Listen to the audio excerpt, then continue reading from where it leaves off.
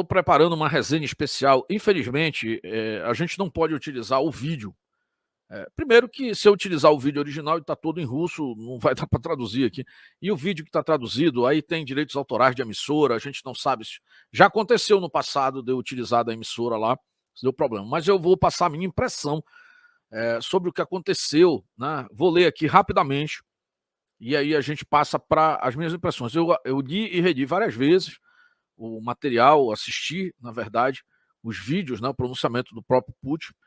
Eu já tive a oportunidade de estar ali em eventos políticos e conheço a forma que não é igual a nós aqui no Ocidente, a forma com que nós nos expressamos, a própria língua é mais gutural, né? O alfabeto é cirílico, é tudo diferente. E você tem que ter uma certa leitura, chega até a espantar, você constantemente pode achar que a turma está lá brigando. Então, nesse caso especificamente, olha, eu acho que não é brincadeira não, parece que estava mesmo. Então, vamos chegar junto aí e vou explicar aqui o que aconteceu. Putin lembra que o Ocidente é que está sempre a falar em guerra, guerra, guerra na Ucrânia. Aliás, isso faz parte do texto de uma das falas do Putin durante a entrevista. Ele coloca aqui, ó, foram os Estados Unidos que trouxeram os seus mísseis até a nossa casa, até a soleira da nossa porta, insistiu Putin. E agora exigem-nos algumas garantias. Vocês, aí colocou os Estados Unidos, é porque na verdade aqui ele está respondendo a uma repórter, tá? Americana. É que tem de nos dar garantias, vocês imediatamente, sem demoras. Na sua habitual conferência de imprensa anual, o presidente russo responsabilizou os Estados Unidos e a OTAN pelas tensões na Europa de leste, né? No leste europeu, na verdade, e a Alemanha pela crise energética. Vladimir Putin falou durante sua tradicional conferência de imprensa de final de ano, realizada nesta quinta-feira, né, para defender a Federação Russa das acusações que lhe têm sido feitas pelos países ocidentais sobre uma série de temas, entre eles a instabilidade na Ucrânia. Sobre as questões ucranianas e os receios de um conflito militar de larga escala no leste do país, o presidente russo garantiu que se trata de uma narrativa que está a ser promovida pela NATO, pela OTAN, né? E particularmente pelos Estados Unidos. Putin recusou responsabilidades da Rússia na escalada de tensão da retórica sobre a região, criticou a ameaça de sanções vinda de Washington e exigiu garantia aos norte-americanos antes do início das negociações entre os dois países marcada para 2022. Pessoal, isso que a gente está conversando agora aqui, e por isso eu não vou aprofundar muito em virtude da data, mas são tensões para 2022. Mas fico alerta, sim, pois eu levei bastante a sério a forma com que eu vi e revi ali a fala do Putin, tá? Putin estão sempre a dizer guerra, guerra, guerra. Fica a impressão que talvez se estejam a preparar para uma terceira operação militar na Ucrânia e que nós nos estão a avisar, porque está traduzido aqui na marra, né? Não intervenham, não protejam estas pessoas, mas se intervirem e as protegerem, haverá novas sanções, zombou o chefe do Estado russo. Aí é o tom dele vamos dizer, de ironia, né? Não fomos nós que chegamos às fronteiras dos Estados Unidos ou do Reino Unido, não. Foram eles que chegaram às nossas, numa referência contínua à expansão da NATO no leste europeu. Pois bem, deixa eu explicar aqui, eu quero colocar alguns pontos sobre esse material, tá? Só fique à vontade no chat aí, tá? Daqui a pouco a gente retoma no chat, mas deixa eu explicar aqui.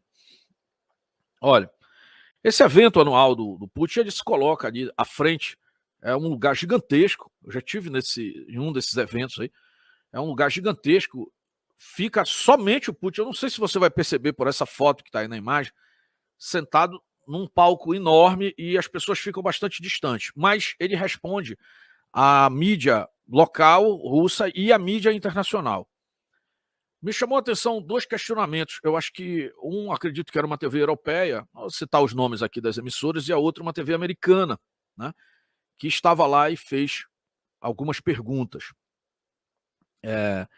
E uma das repórteres perguntou ao Putin sobre, né, a questão do se o Putin ofereceria garantias de que não invadiria a Ucrânia.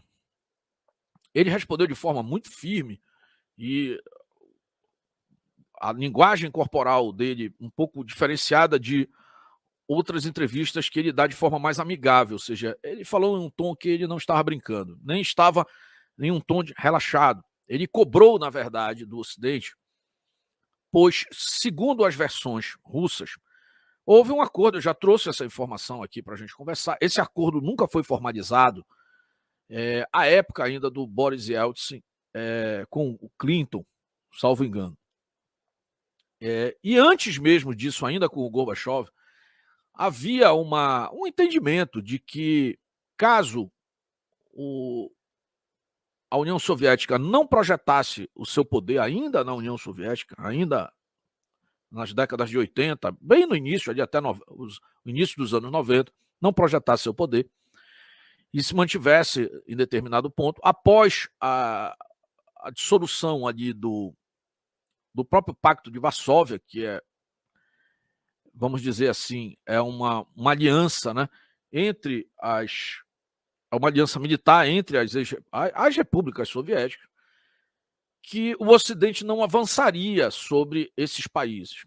De lá para cá, oportunamente, o Putin, nessa entrevista, fala de pelo menos 3 grandes ondas, onde foram incluídas, né, a começar por Polônia e outros países que eram pertencentes à aliança militar dos países soviéticos, e que, se eles se mantivessem naquela posição, não teria nenhum problema. O Ocidente é óbvio, isso é assim em tempos em questões militares, né? A gente sempre conversa isso, não existe essa história de amizade entre países, tem interesses.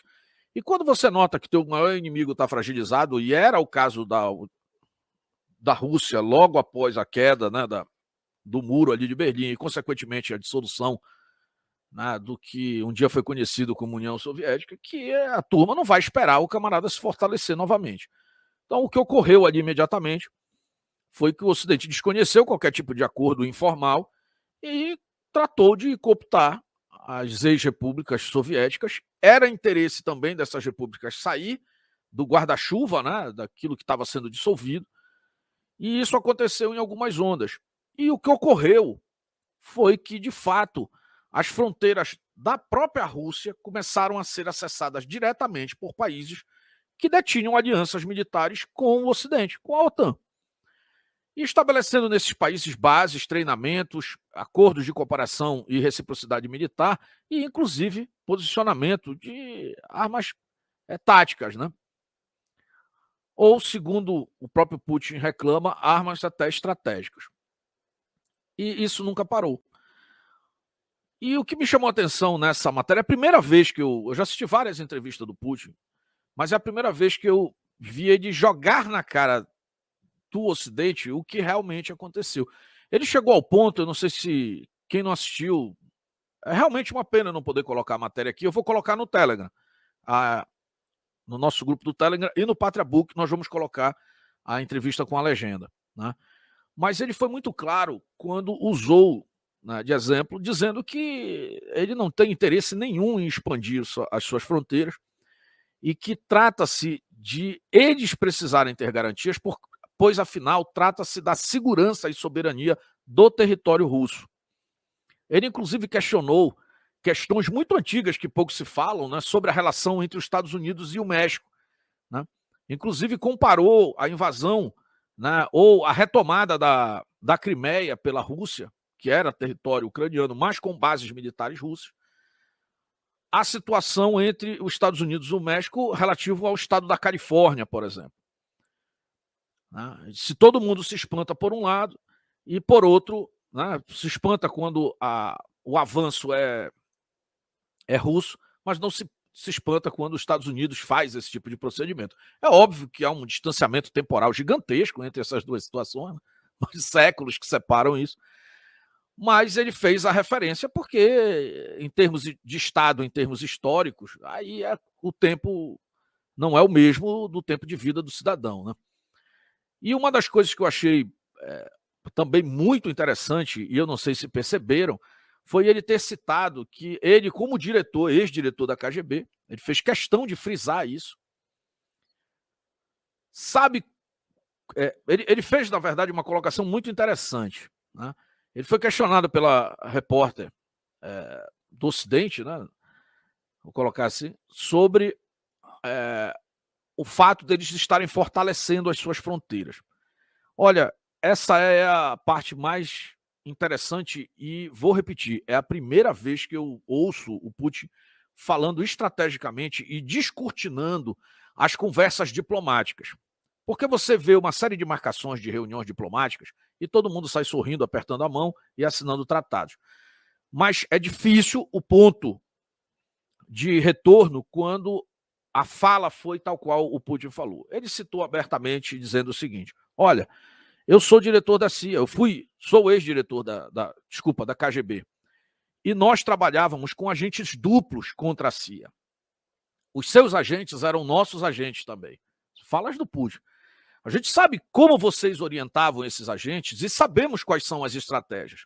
Vocês atualmente estão dizendo na mídia que não vão interferir militarmente na Ucrânia para combater a Rússia, mas nós sabemos a estratégia porque nós conhecemos como vocês conversam com os seus agentes, que na verdade são nossos. Isso é uma entrega, pessoal, que normalmente não se confidencia, né? É até, vamos dizer, é a última fronteira da diplomacia, né? Quase uma deselegância. Então, ou seja, a coisa está sendo descortinada.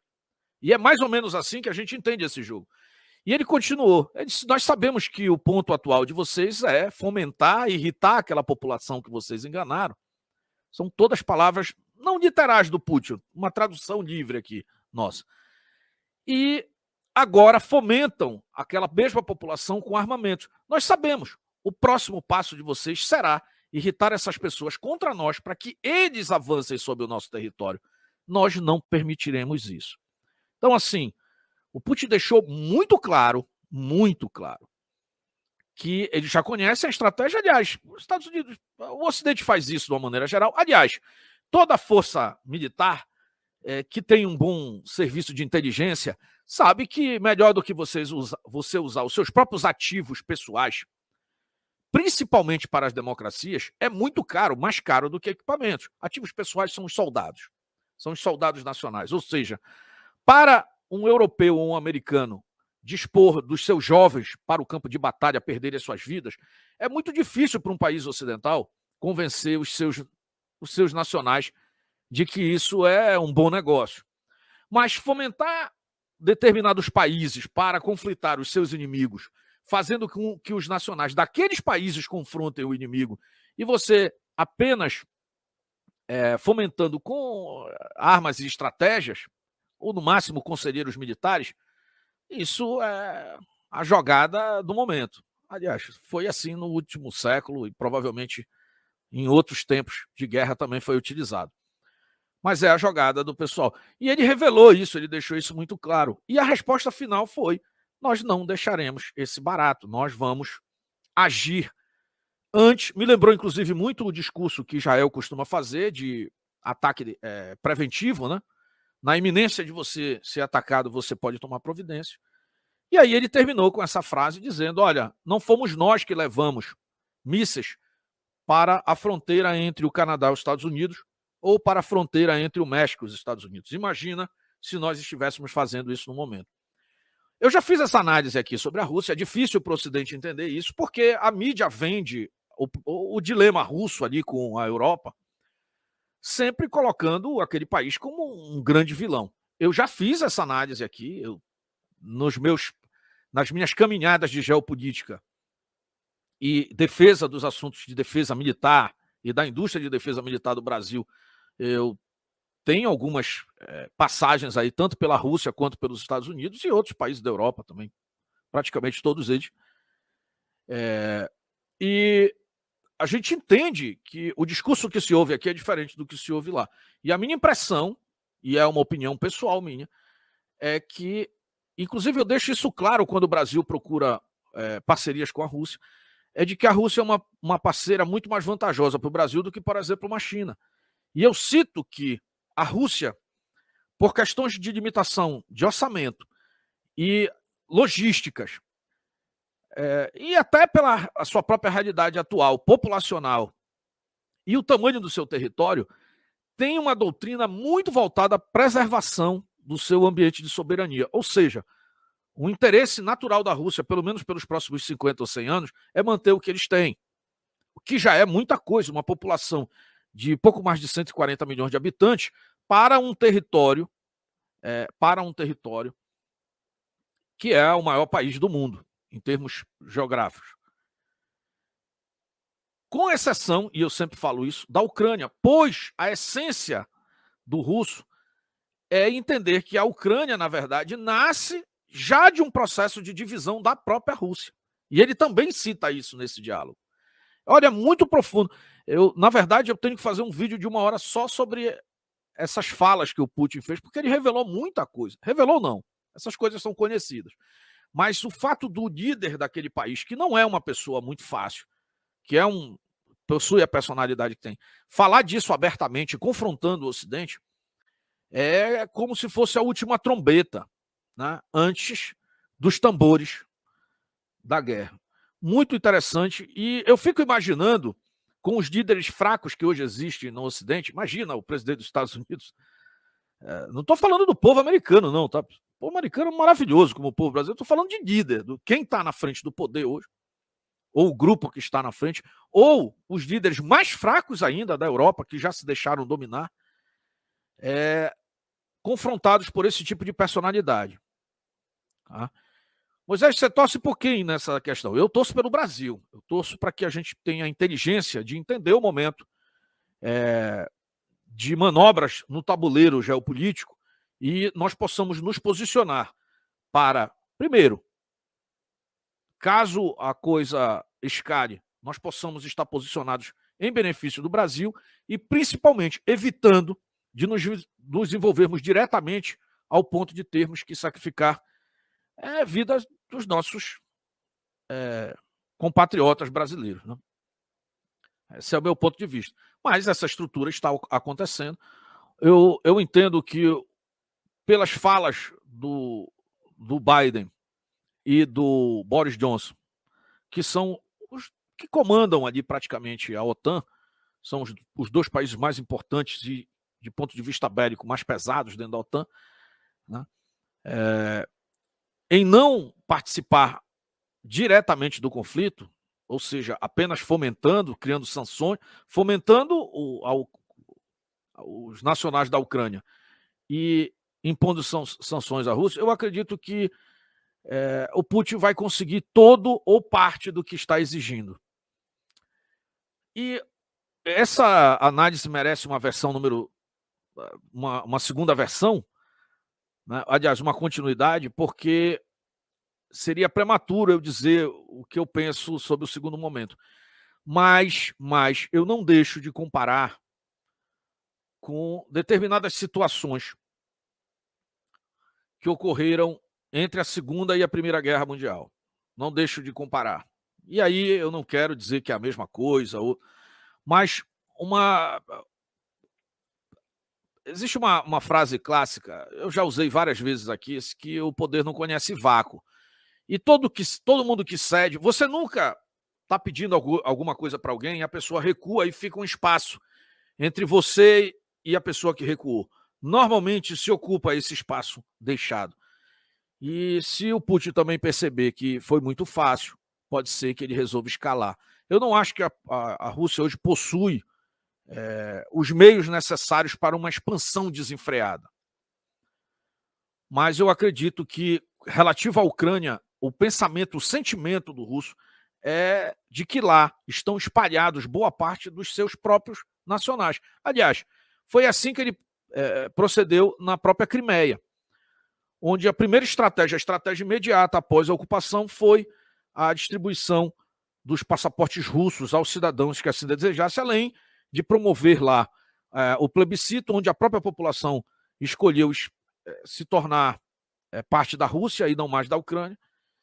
E assim ele está fazendo na região também de Donetsk, ali Donbass, onde ele faz o apoio ali direto aos, vamos dizer assim, separatistas. Aliás, ele não considera que é um separatismo, ele considera que aquela região pertence à Rússia e graças a uma atitude que, no ponto de vista dele, é equivocada de Lenin, lá no passado, tanto permitiu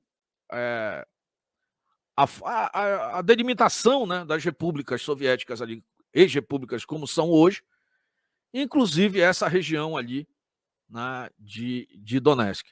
Então, assim, tem muita coisa ainda para acontecer.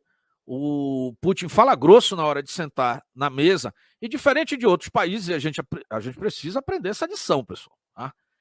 Ele está sentado ali em um pouco mais de 7 mil ogivas ativas, né? Ou em pré-ativação. Ogivas nucleares, é uma capacidade de dissuasão. Só tem 2 países no mundo que tem esse poderio, né? O próprio Estados Unidos e a Rússia. Na verdade, esse número é até um número que é o número divulgado. Efetivamente, tanto de um lado quanto de outro, ninguém vai saber efetivamente o que eles têm. Pelo menos não em atividade. Até porque nós devemos lembrar que esse número já foi de mais de 60 mil ogivas ativas entre, principalmente, Estados Unidos e Rússia. Então, é o número que eles disserem para nós. Não é, eu acho que 1000 já causa muito medo, né? Então, assim, eu quis fazer essa análise aqui breve. Eu podia aprofundar muito mais, pessoal, mas eu acho que o pessoal ia ficar preocupado. Então, como é Natal...